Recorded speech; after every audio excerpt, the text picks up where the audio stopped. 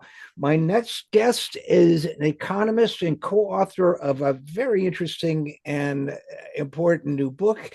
Ian Fletcher. His previous works include Free Trade Doesn't Work, What Should Replace It and Why, and the conservative case against free trade. He was formerly senior economist at the Coalition for a Prosperous America. He now serves on the advisory board of that group, and his work has been published in a number of popular publications, as well as, of course, professionally. So his new book couldn't be more timely. It is entitled Industrial Policy for the United States, Winning the Competition for Good Jobs and High Value Industries. So first of all, Ian Fletcher, welcome to the program. Thanks for having me on your show. Absolutely. I was going to say in the introduction that, you and I may almost certainly do have issues on which we disagree, but we have a fundamental point of agreement, which is about the nature of the world in which those disagreements might take place. And of course, we don't disagree on everything by any means, but industrial policy is something that, from my perspective, has been not only downplayed and rejected in this country for many decades. There's been a denial that economics even works that way. So your book with Mark Fastow, takes on a very, I would say, ambitious goal of explaining what it is and why we need it before making your case and Mark's case for how that should work. Is that a fair summary? Sure, it is. I'm not liberal or conservative. I'm lucky enough to work on an issue that has support on both sides of the aisle. And I worked with the previous administration, and I work indirectly with the current lot, trying to get them to do things that we believe in. Coalition for Prosperous America, the organization that I'm on the advisory board of, was the only nonprofit organization invited to be in the Rose Garden for Mr. Trump's announcement of the so-called Liberation Day tariffs. And we were also friends with Joe Biden. So we work both sides. So let's start with this, because industrial policy has been so denied and, kind of biblical, scorned and cast aside in this country for so long. If you wouldn't mind, just a quick primer on what it is and why it matters. Well, what industrial policy fundamentally is it's the policy response to viewing the economy in a somewhat different way than both Democrats and Republicans in this country usually view it.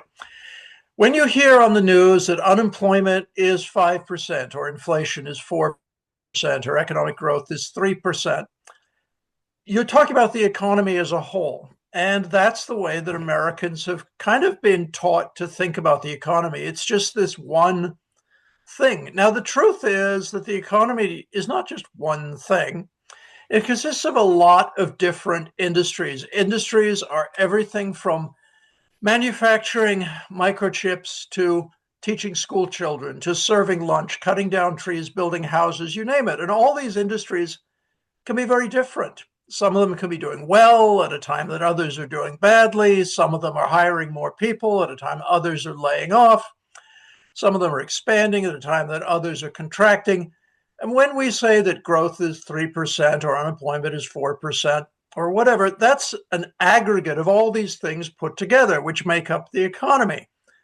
Now, industrial policy is about looking at individual industries and understanding what makes them healthy or unhealthy, successful or unsuccessful. For example, the American auto industry right now faces this huge challenge, which is not present for, say, McDonald's or Burger King, that you have a giant technological change taking place, which has to take place for environmental reasons, moving from gas-powered cars to battery-powered cars, right? And this is going to require that these giant multi-billion-dollar corporations make a different product with different engineering. The factories are going to be different. The workers are going to have different skills. And China is ahead of us in the race to produce electric cars. So Joe Biden imposed a tariff when he was in office of 100% on imports of Chinese electric cars. So basically, the Chinese can't export electric cars here. And what does that mean? Well, it means we're going to be able to develop a car industry in this country for electrics. And given that that's the way the whole world is going, it means we're going to be able to continue to have an automobile industry in this country. Otherwise, the whole thing gets wiped out. And it's like consumer electronics. You can't really buy an American-made stereo. Everything's from the Far East. So you have the tariff because it's an important industry to preserve. And it's different than the situations other industries are in. And then you start asking more questions and you're like, okay, so why is the American industry, American electric car industry, behind where China is? And part of the problem is that the Chinese have been very aggressive about governmental support for the development of technology. You see, in this country, you have this idea that the federal government pays to do pure science, whether it's biology or nuclear physics, you name it, government pays to do that. But creating actual products that are going to be sold to a customer, that's the job of the private sector. Now, the problem with that, which goes along with the myth that all great innovations come out of the garage of some entrepreneur in Palo Alto, California, which is about an hour's drive from where I sit here in San Francisco, where I live. The problem with that is not that it doesn't sometimes work. The problem with that is that when you've got the progress from a new scientific idea to a product you can actually sell to a customer, you have to go through many, many steps of pure science to engineering research to figure out what you might be able to build, and then the exploring of a lot of dead ends. And it's quite a long, elaborate food chain or climb up the mountain or whatever you want to call it before you get to a saleable product. And many of the steps in the middle are not things you can do and make money by doing them, which is why the private sector isn't going to do it and why you need the government to step in. Now, I'll give you some examples of that. Some of the greatest technologies of post-World War II America, the most important technologies, things like the internet, but also jet passenger planes, right? These were not actually created by the private sector. Right. Jet passenger planes, like wide body aircraft, which means you can have cheap, frequent air service, which means you can visit relatives on the far side of this far-flung country. It means you can have families go to Disneyland, et cetera, et cetera. Those exist because the US Air Force created the first gigantic aluminum aircraft. It was for World War II. It was to bomb Japan, actually. It was the B-29, okay? And then they created the jet engine, which enables these aircraft to be fast and fuel efficient. So you have key technologies coming out of basically the military-industrial complex. So the question that we ask in our book is, why does it always have to be the military-industrial complex that gets the money to develop new technologies that are going to be useful for people? We think government should be creating these technologies simply for their economic value per se, not because they're going to help us kill scary foreigners, which is what we've done. I mean, what we have is a great tradition in this country of doing industrial policy, specifically technology development. We do it for national security, which I was just talking about. The country has also done it for public health. That is to say, the National Institutes of Health. They create most of the new drugs in this country, not the private sector. I had a previous career as an IT consultant, and I was visiting years ago a major drug company's campus in New Jersey, where they have these big campuses where they make these drugs, they research this stuff. I get there on the first day and they give us all a tour. And one of the things the tour guide said to us was, nobody does real research anymore. They just have spies at the NIH, which is a bit of an exaggeration. But the point is that the fundamental research in pharmaceuticals comes out of the government. And then to this biped, you add a third leg under Joe Biden of environmental protection, where you have the Inflation Reduction Act, which is a huge amount of money for technology and also for subsidizing the purchase of the actual product for electric automobiles. And specifically, you've now got three things then. You've got environmental protection, you've got national security, and you've got public health. That are the three reasons why the US currently does industrial policy, with things like government-funded research in the technology and tariff protection so the industry can exist here. See, but now, if I can just jump in for a second here, that's where I think there's, and you talk about this in the book, but that's where I think it's important to emphasize that there's a sort of cultural or perceptual barrier here where, yes, in fact, that is industrial policy, but it's not called industrial policy. It's not thought of in the broadest context. It's as if industrial policy were an 88-key piano and we plink on a couple keys, but we don't think about writing a whole sonata. So, and the reason I bring that up, just to put it in context, really for our audience and maybe myself as well, is that I think there have been a lot of cases on both left and right in this country. I don't speak on behalf of any political party, certainly, but of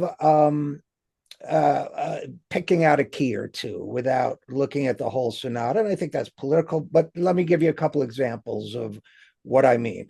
Biden's 100% tariff on the Chinese electric car was makes sense, and I think he tried to do this, to be fair, but makes sense if you are able to, along with that, engage in other aspects of industrial policy that ensure that there will be jobs to increase the flow of goods and overall prosperity here in the United States, because otherwise, all you're doing, there's no revenue from a tax that turns it, these are cheap cars, as I understand, tax that might have turned a $20,000 car into a $40,000 car.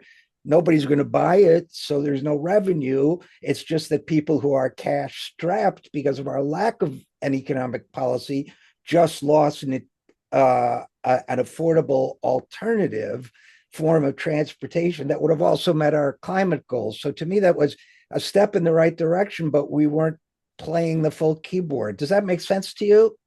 Yeah, sure. You've put your finger on what the problem is, which is that the United States does industrial policy today in a very patchy way. We do quite a large amount of it, but we pretend we're not, because there's an ideological fiction in this country that the private sector is in charge of everything important, that's the only place real economic growth comes from, and so on and so forth. And when we do it, when we do industrial policy, that is, we often leave out a lot of the tools that you have to have. For example, if you're going to tariff somebody else's exports of electric cars, so you make them in the US, there's all sorts of things you're going to have to do to make sure that they are affordable in the US. Now, because cars are produced mainly with technology and capital, they're not intensive on cheap labor. It's possible to be competitive producing cars in a developed country like the US, which is why we do still have a gasoline-powered car industry. And you still produce cars in other high-wage countries like Germany and Japan, which haven't been poor countries in a very long time. But you need to do things like make sure that it's possible to build these plants. You need to worry not only about the car itself, but the whole supply chain of the parts. You need to make sure that the United States has access to the critical minerals. Rare earths are Right. the big flashpoint.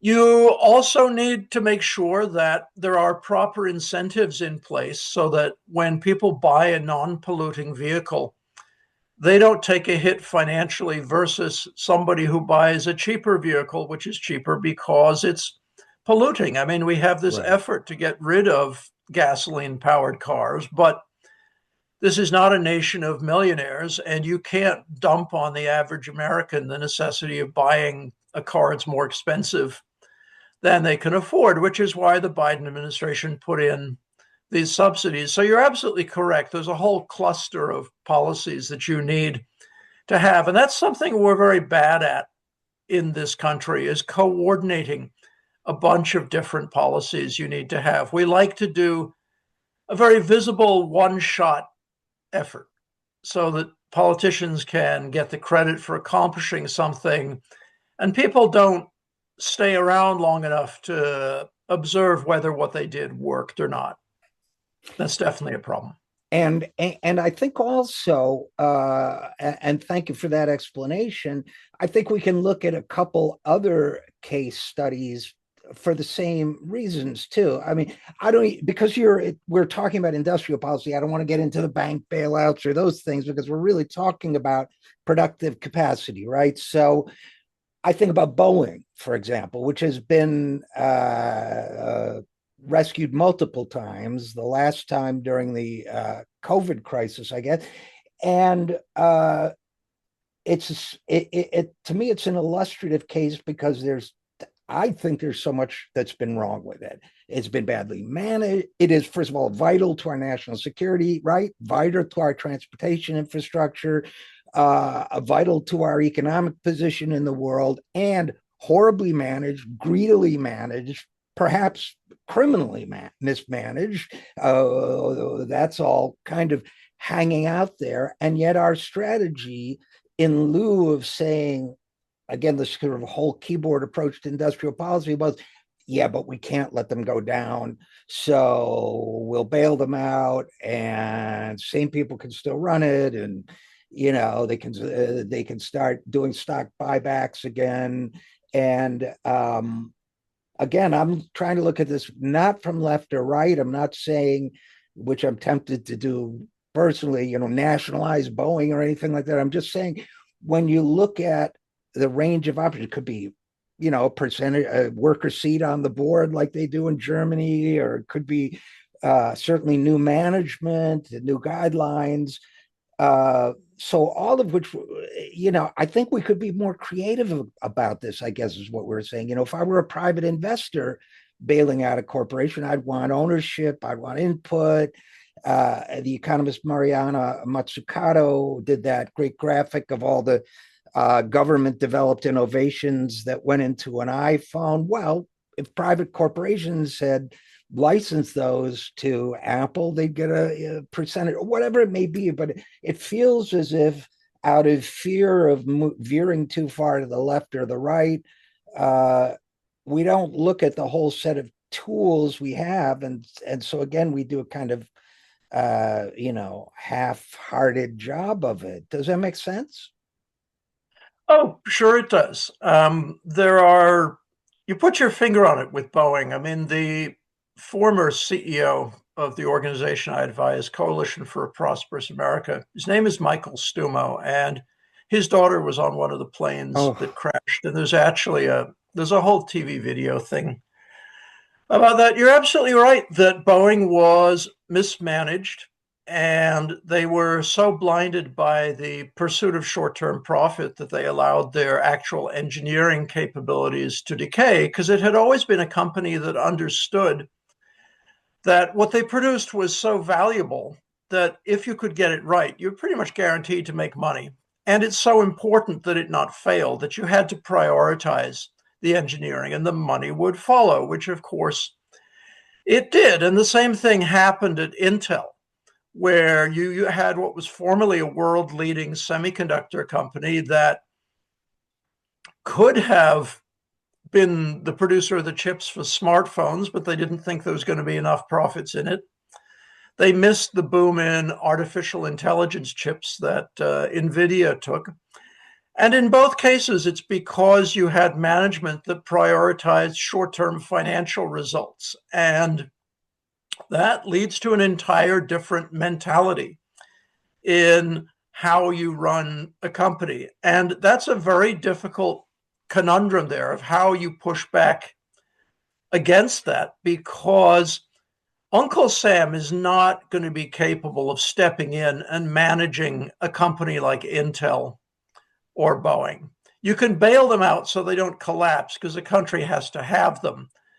But if you're going to try and straighten companies like that out, you have to look at a whole lot of different policy options that are going to be indirect. For example, when you have the excessive dominance of financial thinking, that you end up with the financiers taking over the company.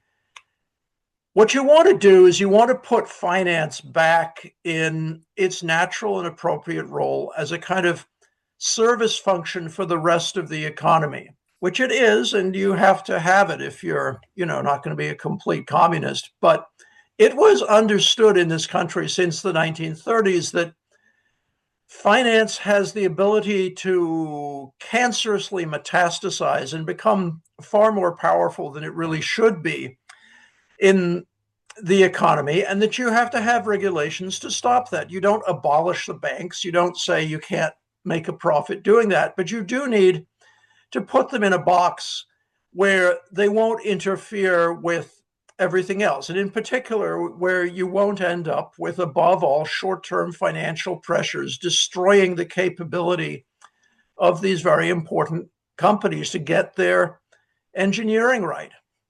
Another thing you have to do if you want to straighten out these companies is one of the things Boeing did in the pursuit of short-term profits is they allowed critical technologies to be outsourced to other countries. For example, the Boeing 787, their beautiful new aircraft, and I was actually flying on one about a week ago, it's made out of carbon fiber rather than aluminum. Now, carbon fiber is basically, my favorite description is gentrified fiberglass. But anyway, if you use it properly, it's lighter and stronger than metal, so you can actually make a plane that has better fuel economy, which is a good thing.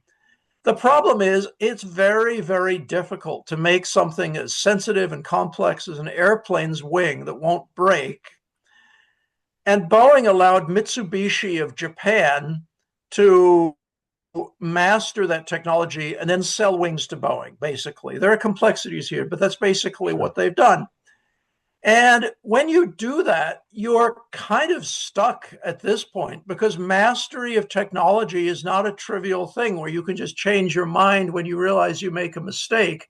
It's like, suppose you become a dentist and you realize one day, I don't like being a dentist. I wish I was a tax accountant instead. Well, good luck to you. You got to start over from scratch. You don't have those skills. And it's the same with corporations. And Japan subsidized Mitsubishi. Japan manipulated its currency. Japan did all sorts of tricks. And the point is that way they end up with the really critical productive capabilities, which bring a lot of high-wage jobs with them because it's a very sophisticated manufacturing process making these aircraft wings out of carbon fiber. But that's the kind of thing you've got to pay attention to if you care about the long-term success of the economy. Because when you look at the top line numbers like per capita income, consumer spending, things like that, the United States looks like it's doing really well. The problem is that your living standard today is actually what's called a lagging indicator of the fundamental strength of your economy. And you can have things rotting under the surface, but as long as you can keep putting cheap knickknacks and flat screen TVs and whatever else you want on your MasterCard, you can have a high living standard until the music stops. But that's what we're concerned about, my co-author and I. It's paying attention to the underlying industries that are the backbone of that prosperity and without which it will not last. And you use the word success when in talking about Japanese corporation Mitsubishi manufacturing the Boeing wing. When it comes to that kind of outsourcing, I mean, I think two other words implicit in the book and on my mind certainly are security is one, but stability is another. I think if we learned anything is doesn't apply to airplane wings necessarily, but if we learned anything, which I'm not sure we did in the COVID pandemic, I hope we learned that a long, fragile supply chain can take lives, can, do terrible harm to the economy. And so the extent to which, and now we won't have time to get into, I mean, tariffs as a tool is one thing, but the reason ways of tariffs, and we won't have time, I guess, to get into that. But what we're learning now is if there is a disruption, whether it's a pandemic or a sudden liberation day or whatever we want to call it, then all of a sudden it matters a lot where these parts are coming from, and we better have a policy to deal with that, right? Oh, sure. You're absolutely right about the COVID pandemic when we discovered that very humble products like N95 masks, which have to be woven, that we were importing all this fabric. And if you want to produce these masks in the United States, it turns out that there are something like only 2 or 3 companies in the world that can produce a weaving machine that can make an N95 mask. I think there's like one in Switzerland, one in Japan. I'm probably getting the details wrong here. But anyway, you go to these companies and you say, I want to set up a plant in the US to make this stuff. And they're like, well, there's a 2-year waiting list for our machines, if you even want one. And then, of course, so yeah, there's definitely a lesson there that far-flung supply chains are often very attractive while the sun shines.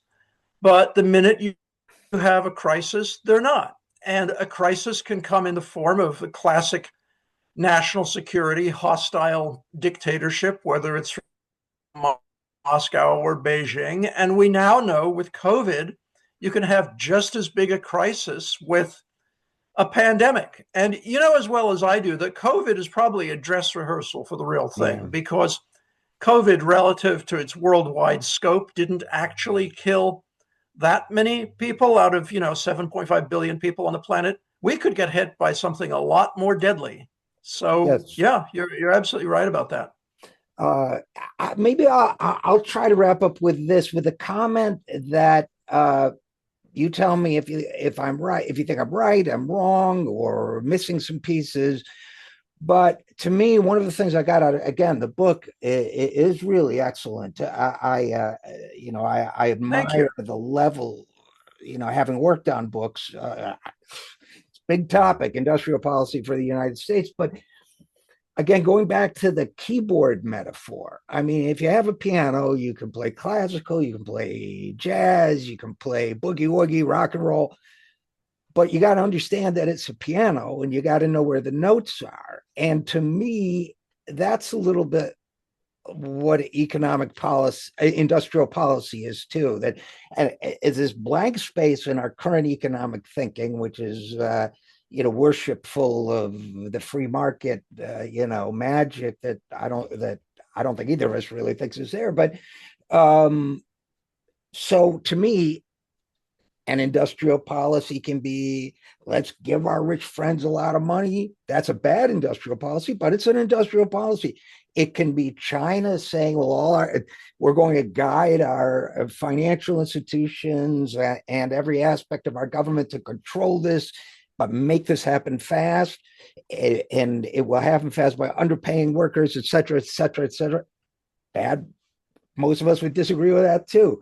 But first, you've got to know the scale and the notes, and then we can have, and that's kind of what I meant in my introduction. Then we can have a conversation about the best way to do it, but without beginning by learning the scales, we're stumbling in the dark. Does that make sense to you?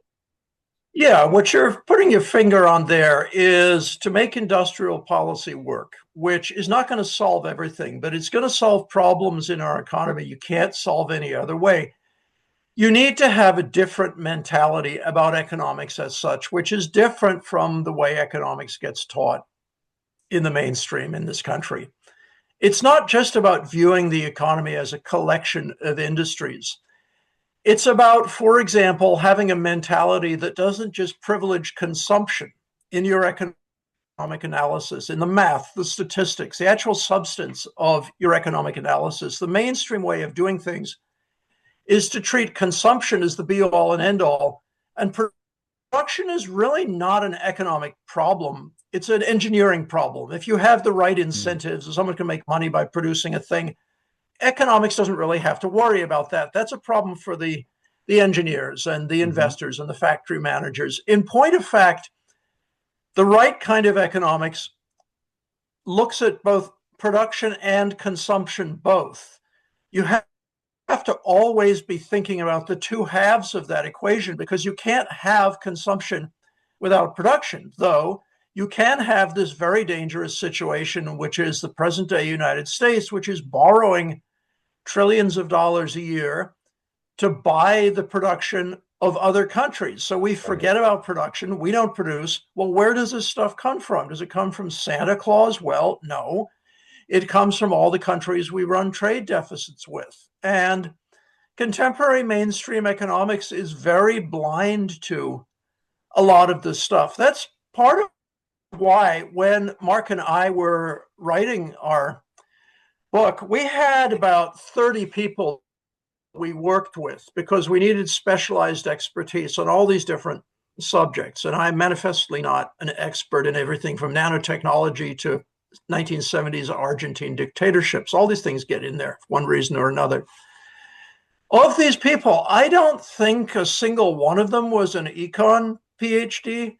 We used everybody who deals with economic reality who is not actually a capital E economist. We had industrial sociologists, we had patent lawyers, we had experts on Japan, experts on Korea, experts on China, we had automotive engineers, we had former diplomats, we had all the people who deal with economic reality and who haven't been brainwashed by mainstream academic economics. And the thing is, as soon as you get outside the thought bubble of economics with a capital E, most people who deal with economic reality are actually not that far off in their understanding of how things work. For example, the average international business person who trades with foreign countries, who exports, who imports, whatever they may say their political allegiance is to get the government outcomes they want, they know that a lot of things are true that mainstream economics won't talk about, like economics has winners and losers. Right. It doesn't mean the losers don't get something, but it does mean that the world economy as a whole is not this kind of celestial harmony of markets where a rising tide lifts all boats and anything that's good for anyone is good for everyone. It's an arena of rivalry. It's a contest in which people and companies and nations are struggling with one another to get the best deal, to get the best industries, to get the profits. And America's competitors, including some very dangerous competitors like the fascist dictatorship in Beijing, they understand there's a game the government has to play. And it's not only the East Asians that do this. The Europeans, the Germans in particular, understand the game very well, as do the half dozen or so European countries that follow the German lead. Not to mention the personalities that get involved. Having worked in international business myself, if you find the right chai ball in Korea or the right EVP at Mitsubishi Heavy Industries, that can change the course of events too, can't it? So on that note, again, my guest, Ian Fletcher, economist. He is the co-author with Mark Fastow of Industrial Policy for the United States, winning the competition for good jobs and high value industries. Mark, I mean, Ian and Mark, thanks for this encyclopedic work. And Ian, thanks so much for coming on the program. You're very welcome. Thanks for having me. We depend on your support here at the Zero Hour, so please give whatever you can at any of the links you see on your screen. Thanks so much.